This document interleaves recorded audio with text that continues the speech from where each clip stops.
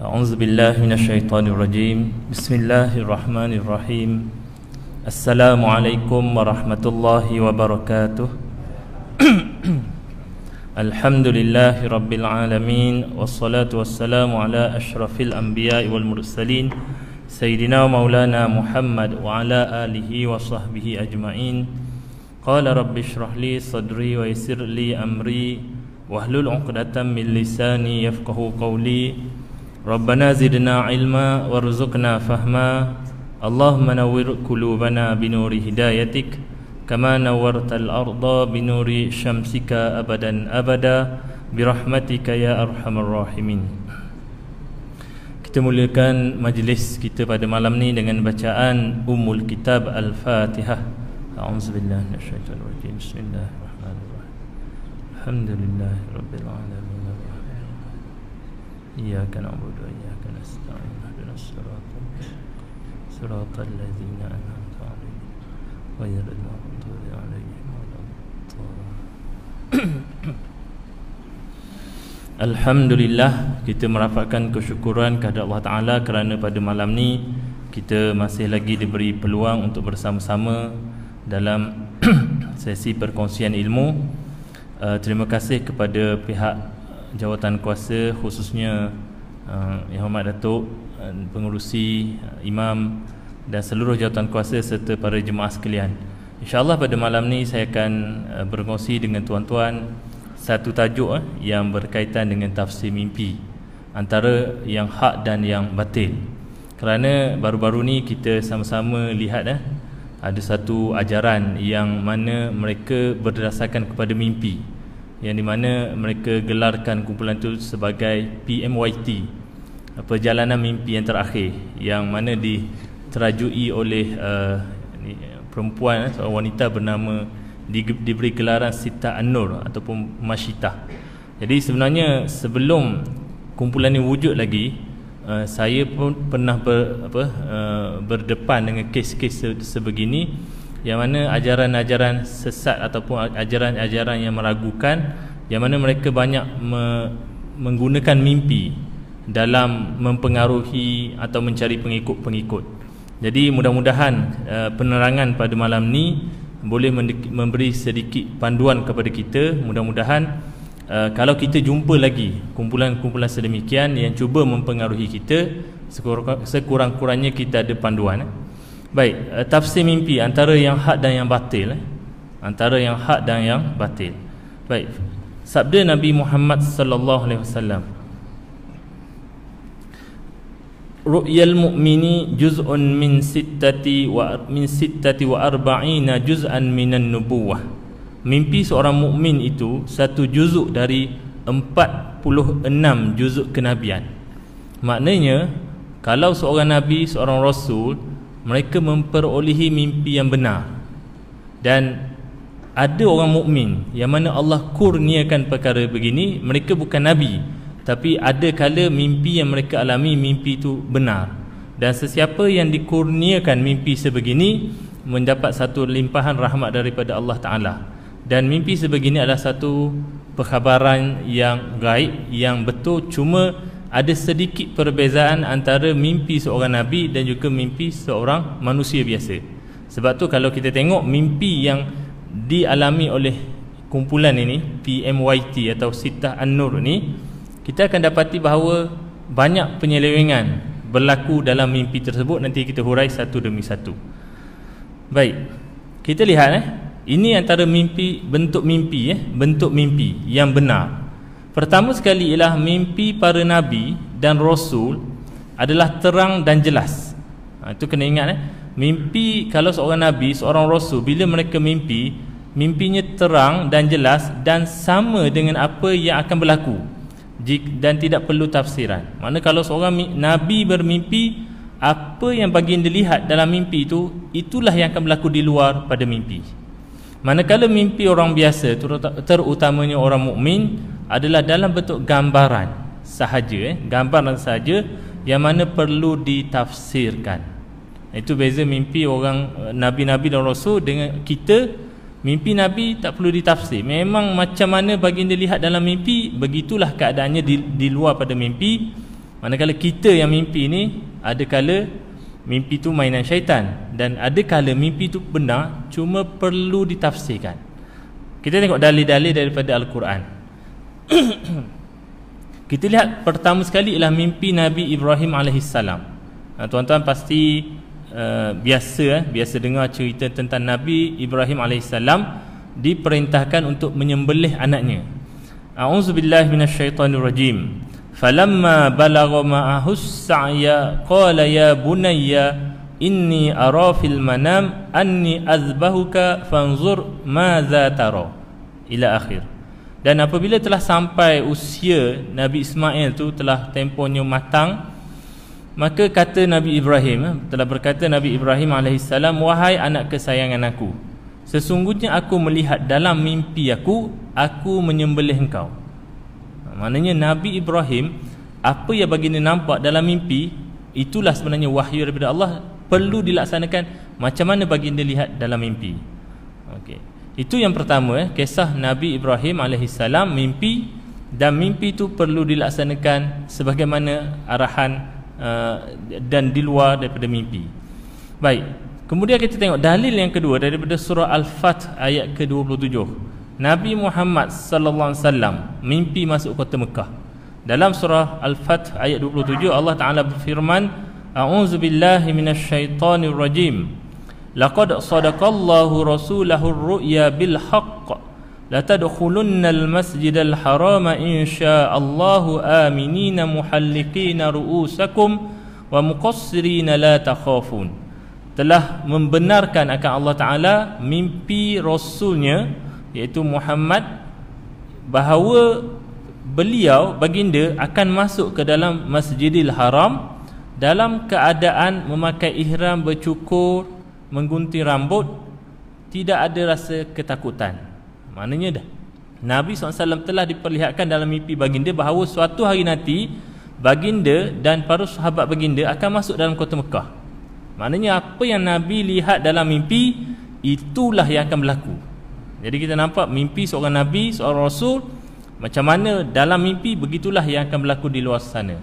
Jadi kalaulah mimpi-mimpi yang diceritakan oleh Sittah An-Nur itu ataupun Masyitah tu, dia kata dia nampak beberapa negara kena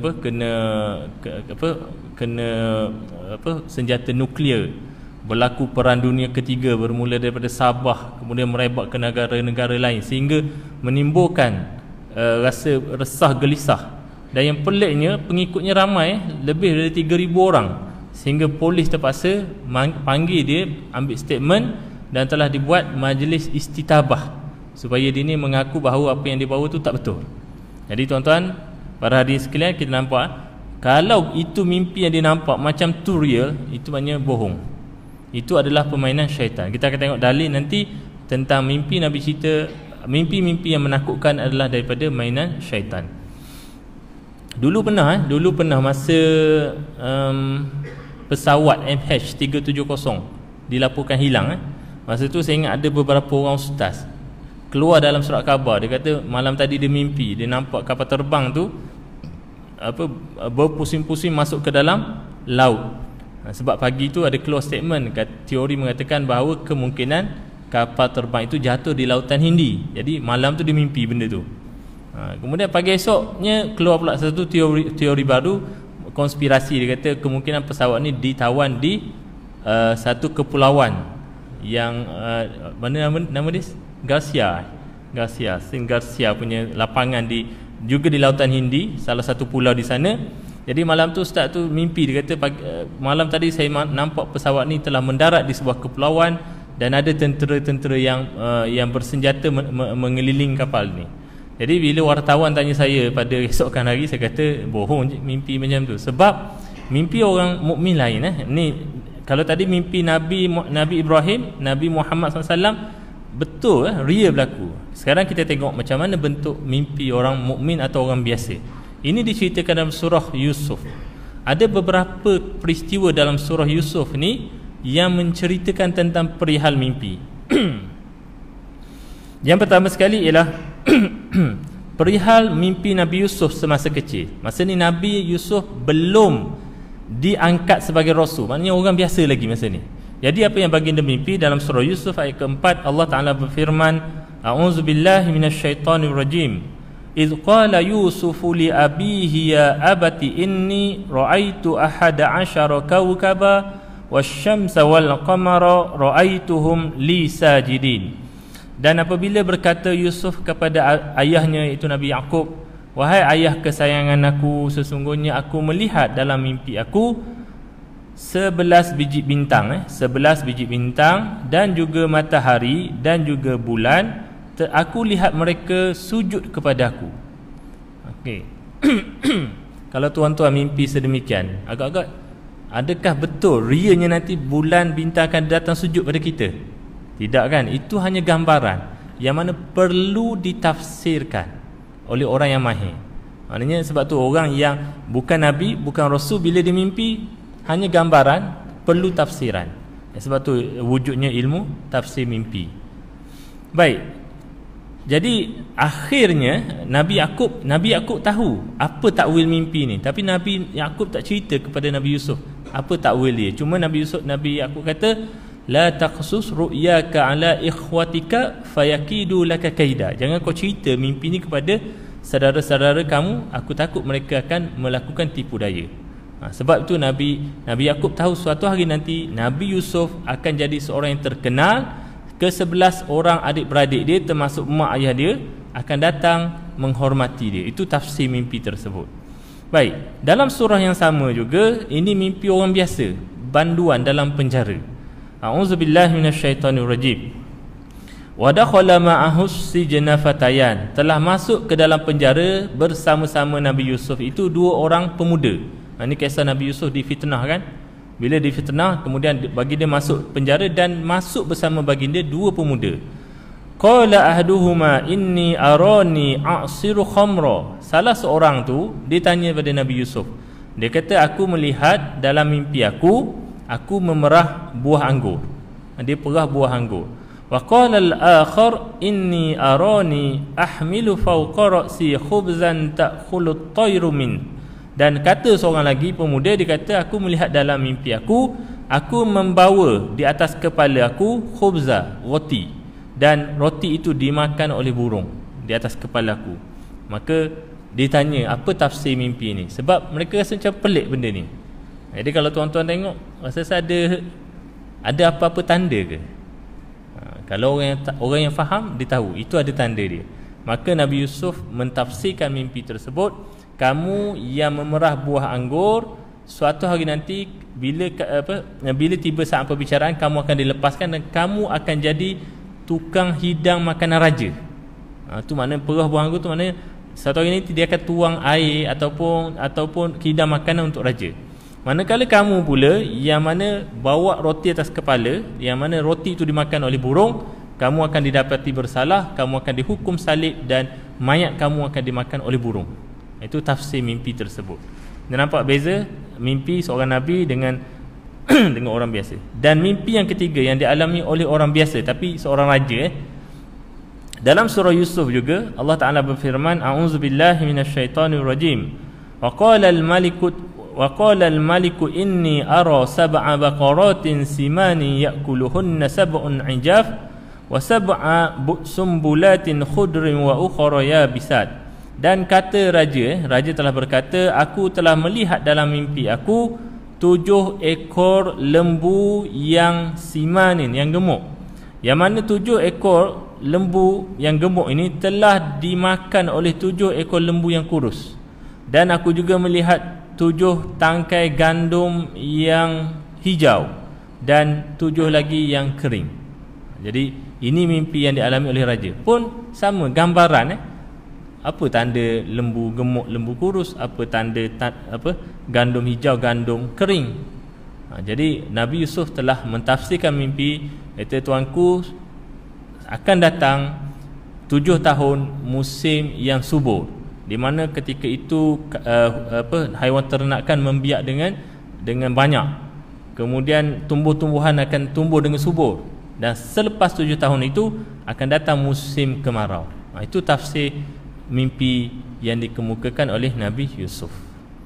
Jadi sebab tu Kita nampak beza mimpi orang Nabi dan Rasul, apa yang baginda cerita, apa yang baginda mimpi, begitulah yang akan terjadi di luar. Kisah Nabi Ibrahim dan Nabi Muhammad sallallahu alaihi wasallam.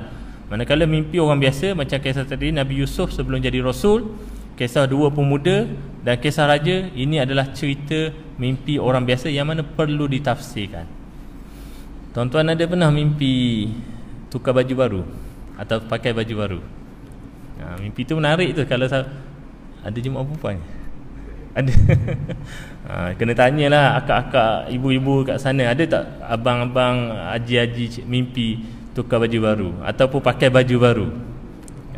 Sebab ini biasa dalam saya pernah jumpa orang cerita pada saya, dia kata dalam Quran disebut hunna libasul lakum wa antum libasul lahun. Mereka itu, isteri itu pakaian kamu dan kamu pakaian mereka. Jadi kalau orang biasa mimpi pakai selai lah seorang je lah. Tapi lepas tu mimpi pakai 2 helai, 3 helai, 4 helai, tu tanda-tanda lah tu. Tapi bila, wallahu alam. Kisah Nabi Yusuf mimpi 11 bintang sujud tu 40 tahun lepas tu baru berlaku. Kalau tuan-tuan mimpi malam ni bertukar baju, bukan bertukar, tambah baju, tak tahu bila. Jangan harap esok akan jadi Jadi saya bimbang juga, takut ibu-ibu bimbang juga suami. Malam tiap pagi tanya, abang mimpi apa malam tadi?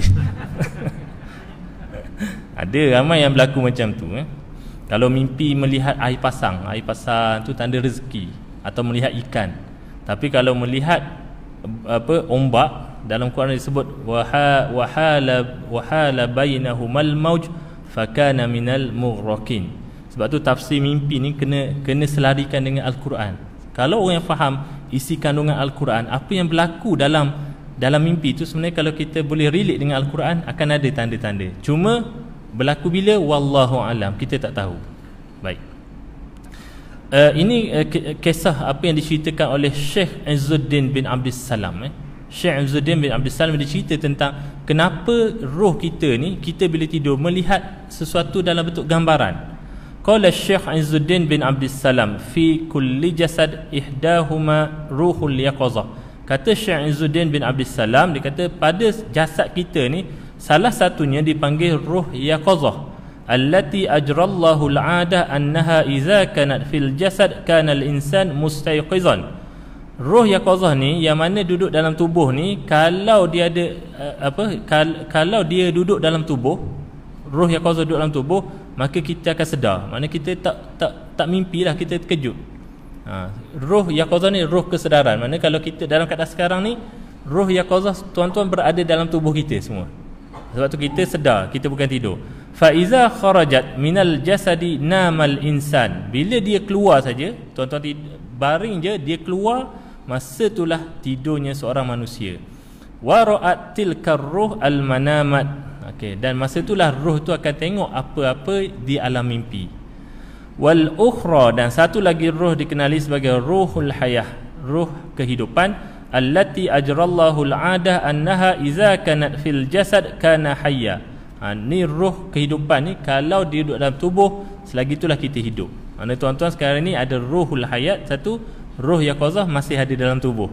Mungkin kalau tuan-tuan tertidur masa kuliah, mana roh yaqazah keluar, rohul hayat masih ada. Tapi kalau rohul hayat keluar juga, beratlah, kena buat sembahyang jenazah lepas ni. Fa iza faraqathu mata fa iza raja'at ilaihi hayya. Kalau roh tu keluar, maka dia akan mati. Tapi kalau dia kembali, dia akan hidup. Jadi sebab itulah dalam mimpi, bila kita tidur, roh yaqazah keluar melihat di alam mimpi. Jadi mimpi, apa yang kita lihat dalam mimpi, kata Nabi SAW daripada Abu Sa'id Al-Khudri radhiyallahu anhu, kata, bersabda Nabi SAW, iza ra'a ahadukum ru'yan yuhibbuha fa innama hiya minallah. Kalau kamu lihat dalam mimpi kamu sesuatu yang kamu suka, tengok apa, dapat mimpi dapat duit, mimpi mimpi apa tu, pakai baju satu lagi, mimpi apa lagi, dapat macam-macam lah yang kita suka, maka itu daripada Allah. Falyahmadillah, maka kena puji Allah Ta'ala. Bangun pagi esok, alhamdulillah. Wal yahdus biha, boleh cerita tapi kalau mimpi pakai baju dua, jangan cerita kat orang rumah. Bergaduh nanti. Wal yahdus biha, Nabi kata boleh cerita. Wa iza ra'a ghaira zalik, kalau lihat dalam mimpi benda lain daripada itu, mimma yakrahu, sesuatu yang dia tak suka. Contoh melihat dalam mimpi kemalangan, melihat binatang datang gigit, kejar, jatuh dari tempat tinggi, lemas dan sebagainya, fa innama hiya minasyaitan, itu gangguan syaitan sebenarnya. Jadi Nabi kata apa? Falyasta'iz min syarriha. Masa tu kalau kita bangun, kena minta perlindungan daripada Allah Taala. A'udzubillahi minasyaitonirrajim, ataupun kita ludah, kata Nabi, ludah kering 3 kali di sebelah kiri kita. Ludah kering, bukan ludah berkahak berair liur, ludah kering je, syarat saja. Wala yazkuraha li ahadin fa innaha la tadurruh. Tak payah ceritalah kat orang, sesungguhnya perkara tu tidak akan memberi mudarat. Sebab tu tuan-tuan tak payah risau kalau mimpi. Orang kadang risau sangat bila mimpi kena patuk ular kan, atau mimpi baby, orang bagi baby kat dia, mimpi hantu kejar, mimpi ular kejar dan sebagainya. Dia, orang perempuan selalu jumpa, dia kata saya rasa saya kena gangguan, saya kena sihir dan sebagainya. Sebenarnya tidak. Memanglah itu gangguan syaitan, tapi belum tentu. Dan Nabi kata fa innaha la tadurruh, tak akan memudaratkan. Kadang-kadang kita terlalu percaya kepada mimpi sehingga memudaratkan diri kita, itu bahaya. Baik, ciri-ciri penafsir mimpi yang benar. Katakanlah tuan-tuan dapat mimpi, dapat mimpi tertentu. Macam mana nak cari orang yang boleh tafsirkan mimpi tersebut? Jangan cari sebarangan orang. Jangan cari orang macam Sitah An-Nur, jangan cari Tok Bomoh, Tok Pawang, Tok Dukun, ataupun geng-geng yang suka sembang dekat kedai kopi cerita tentang alam-alam ghaib ini. Itu bahaya, sebab dalam Quran diceritakan tentang ciri-ciri yang ada pada seorang penafsir mimpi yang benar. Bukan mudah nak cari orang macam ni. Baik, ada beberapa panduan. Pertama sekali, orang yang menafsir mimpi yang benar ni ialah seorang yang dikenali dengan akhlak yang baik dan mulia. Ini berdasarkan surah Yusuf ayat 36, ketika 2 pemuda tadi tanya Nabi Yusuf apa takwil mimpi, dia cakap apa? Inna naraka minal muhsinin, sesungguhnya kami melihat engkau daripada kalangan orang yang berakhlak baik atau golongan muhsin. Ada kalau ulama tasawuf dia kata muhsin ini orang yang sampai peringkat darjah ihsan, itu yang terbaik. Kalau kita boleh jumpa orang-orang macam ni, kalau ada mimpi yang tertentu yang kita rasa pelik sangat, dia bukan mimpi mainan mimpi, tapi macam pelik. Sebagai contoh, ada seorang hamba Allah ni, seorang imam di Raub, dia pernah cerita tentang mimpi yang dialami. Dalam masjid tu dia bermimpi dia melihat fuse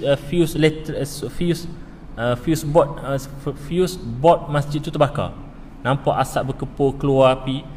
Kemudian dalam mimpi tu dia pergi ambil tuala, dibasahkan tuala tu dengan air dan dia pergi tutup fuse board itu sehingga api tu terpadam.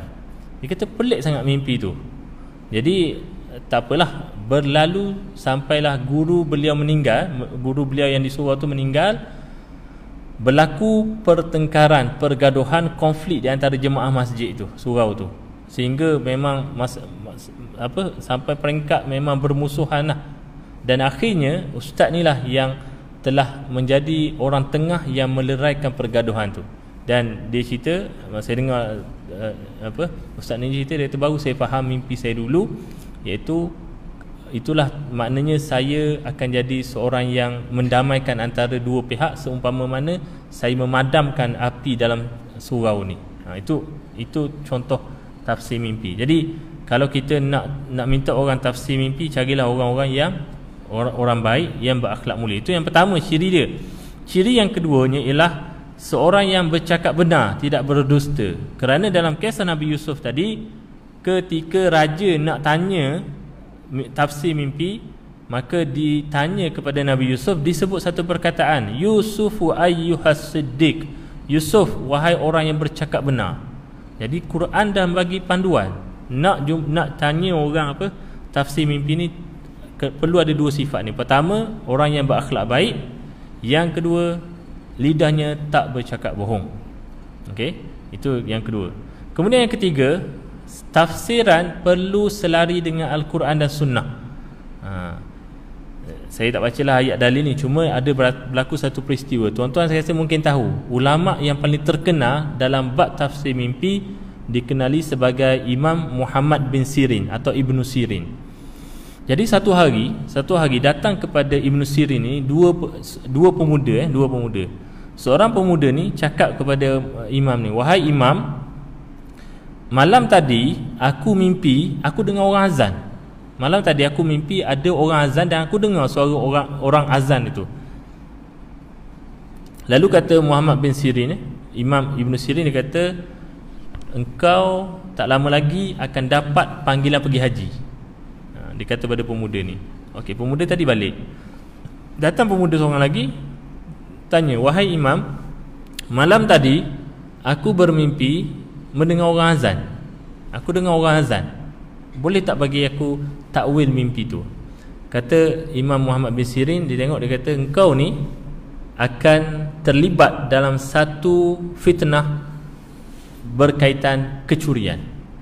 Kena hati-hati." Jadi murid Imam Ibn Sirin tanya, "Wahai imam, kenapa dua pemuda yang datang dengan mimpi yang sama tapi tafsirnya berlainan?" Lalu Syekh Imam Muhammad Ibn Sirin kata, pemuda yang pertama tadi, dia ni seorang yang menjaga ibadat, seorang yang baik. Dan dalam Quran disebut, "A'udzubillahi minasyaitonirrajim, wa azzin fin nasi bil haji ya'tuka rijala." Serulah azan, serulah kepada orang ramai dengan panggilan pergi haji. Jadi sebab tu bila dia ni dengan keadaan orang yang bertakwa, yang baik, yang soleh, sesuai dengan mimpi yang dialami, maka itulah takwil mimpi yang dialami. Dan betul pemuda tu dapat panggilan pergi haji. Manakala yang kedua ni, kenapa dia mimpi yang sama tapi aku telah melihat dia ni seorang yang fasik, tak menjaga ibadah, berakhlak yang tak elok. Dalam Quran disebut dalam surah Yusuf, summa azzana muazzinun ayyatuhal 'ir innakum lasarikun. Kemudian diseru oleh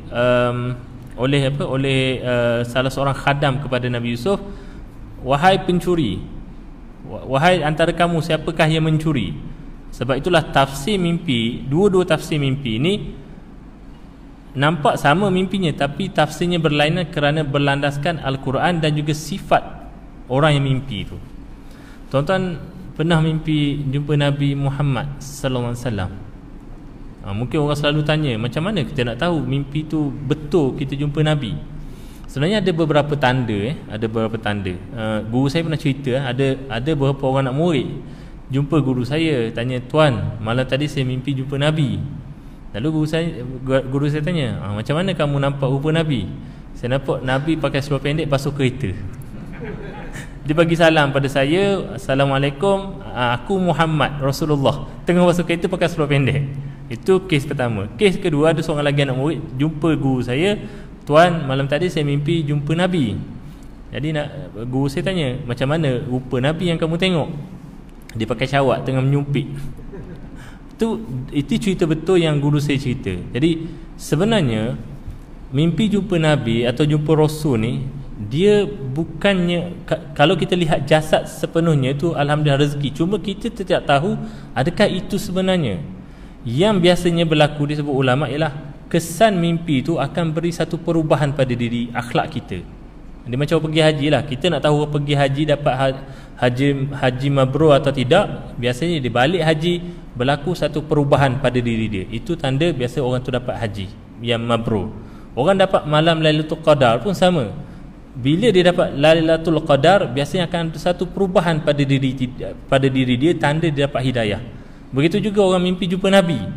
Kalaulah dia mendakwa dia jumpa Nabi, jumpa ni, tapi akhlaknya tak berubah, suka bersembang, suka berbohong, maka itu salah. Itu menyalahi dengan apa yang sepatutnya. Sebab sifat Nabi biasanya ada 4. Kalau orang tu tak kenal pun Nabi, dalam mimpi dia akan nampak 4, salah satu daripada 4 sifat ni. Siddiq, cakap benar, tabligh, amanah, fatanah, tabligh. Mana-manalah. Jadi kalau dia tengok sifat Nabi tu, orang yang dilihat dalam tu seorang yang cerdik, biasanya akan reflect pada diri dia bila dia dah bangun tidur, dan itu kesan yang akan berpanjangan. Tapi kata guru saya, biasanya orang jumpa Nabi, dia tak cerita ke orang, dan dia tak tahu pun itu betul atau salah. Cuma kita boleh nampak ada perubahan pada sikap dan akhlak dia. Itu tanda orang betul-betul mengalami mimpi jumpa Nabi atau Rasul. Baik. Seterusnya, tafsiran mimpi juga sesuai dengan keadaan orang tu. Kalau dia alami mimpi tu, kita nak tahu mimpi tu benar atau tidak, tengok dia tu macam mana. Kisah Ibn Sirin tadi, dia tafsir mimpi orang pertama melihat keadaan dia, mimpi orang kedua melihat keadaan dia. Dalam kisah satu lagi, Ibn Sirin juga pernah mentafsirkan satu mimpi yang dialami oleh Syekh Hasan Al-Basri.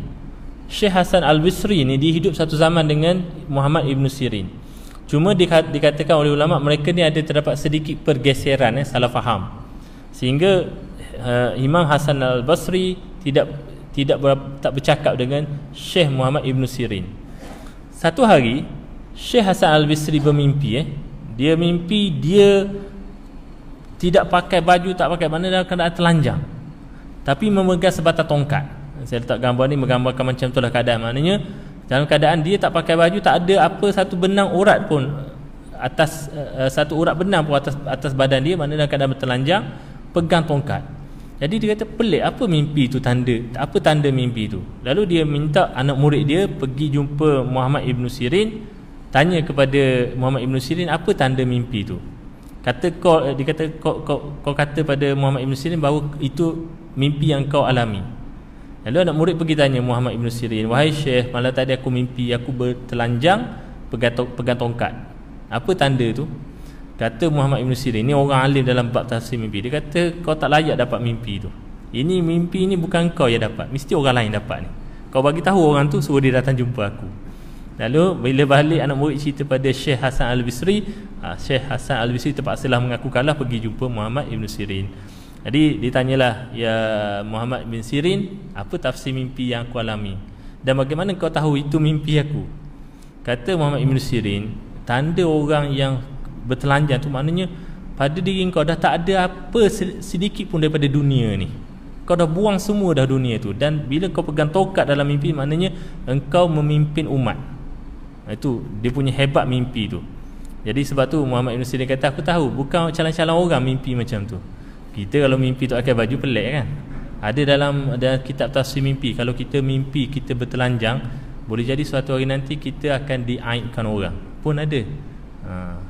Wallahu alam, dia tengok pada diri kita lah. Kalau kita tu orang yang bagus, insya-Allah mimpi tu memberi macam cerita Syekh Hasan Al-Basri.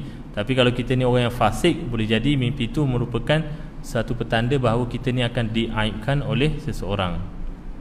Baik, prinsip penting dalam tafsir mimpi. Okey, bila kalau tuan-tuan dapat mimpi, apa yang patut kita pegang ialah pertama sekali, mimpi hanya panduan. Mimpi hanya panduan, tak boleh jadikan hukum. Ia tidak boleh jadikan hujah untuk menghukum. Contohlah mimpi, dalam mimpi kita tengok kita ni tengah sakit, jumpa ustaz tu kata awak ni mungkin kena buatan orang, jumpa orang ni kata kena buatan orang. Malam tu kita mimpi, nampaklah muka si fulan tu dalam mimpi. Kalau berlaku demikian, tuan-tuan puan-puan, jangan sekali-kali percaya, sebab mimpi tidak boleh dijadikan hujah untuk menghukum. Sebab itu mimpi ni kadang-kadang boleh jadi fitnah, macam kes yang berlaku kepada Sittah An-Nur itulah. Mimpi tidak boleh digunakan untuk membuka keaiban orang atau menimbulkan fitnah. Kalau kita mimpi, dalam mimpi tu kita nampak orang ni buat maksiat, lalu kita cerita, aku tengok dalam mimpi dia ni buat gini. Tak boleh tak boleh buka aib orang, kerana mimpi tu belum tentu benar. Mimpi adalah satu wasilah dakwah untuk mendekatkan seseorang kepada Allah Ta'ala.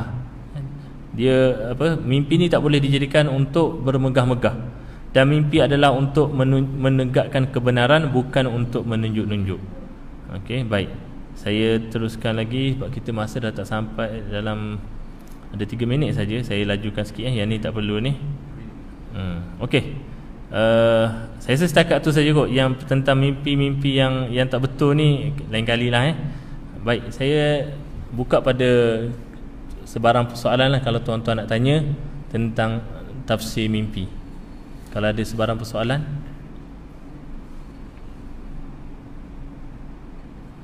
ada tuan-tuan nak tanya? Kena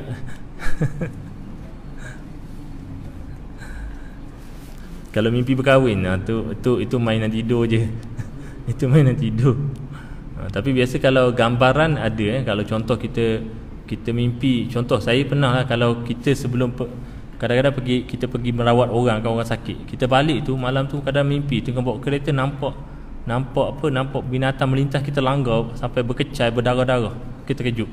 Itu adalah syaitan. Sebab Nabi dah kata mimpi yang menyebabkan kita takut, yang menyebabkan kita sedih, itu adalah daripada syaitan.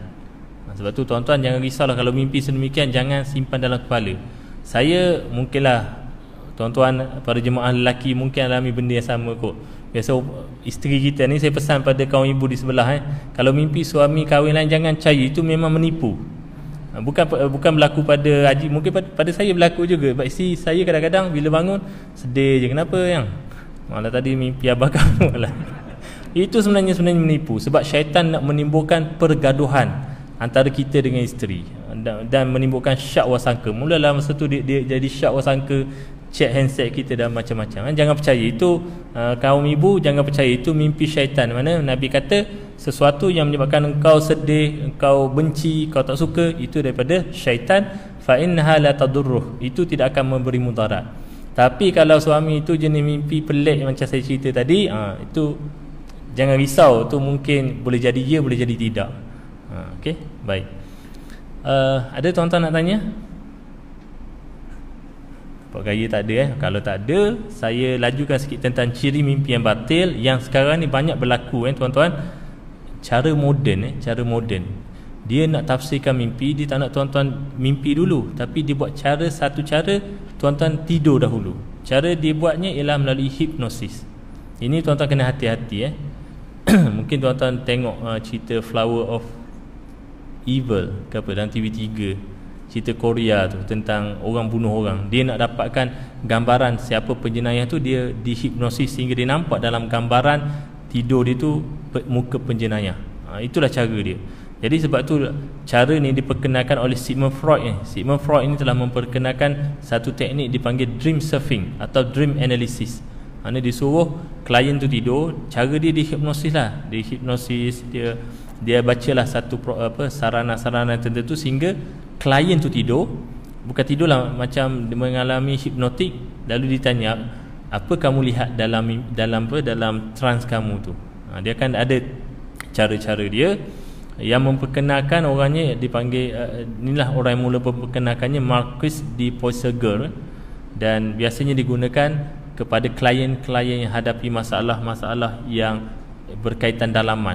Jadi kalau adalah keadaan sedemikian, perlu dijauhi, jangan terlibat dalam perkara demikian. Sebab mimpi perlu natural, semula jadi, bukan dipaksa-paksa, bukan direka-reka. Kalau yang dipaksa macam gini, ini adalah boleh jadi salah satu daripada tipu daya syaitan. Wallahu alam bissawab. Mudah-mudahan apa yang sampaikan pada malam ni dapat kita dapat manfaat. Kita tutup dengan tasbih kafarah dan surah Al-Asr. Subhanakallah asyhadu an la. Bismillah. Aqulu qouli hadza wa astaghfirullahal azim li wa lakum. Assalamualaikum warahmatullahi wabarakatuh.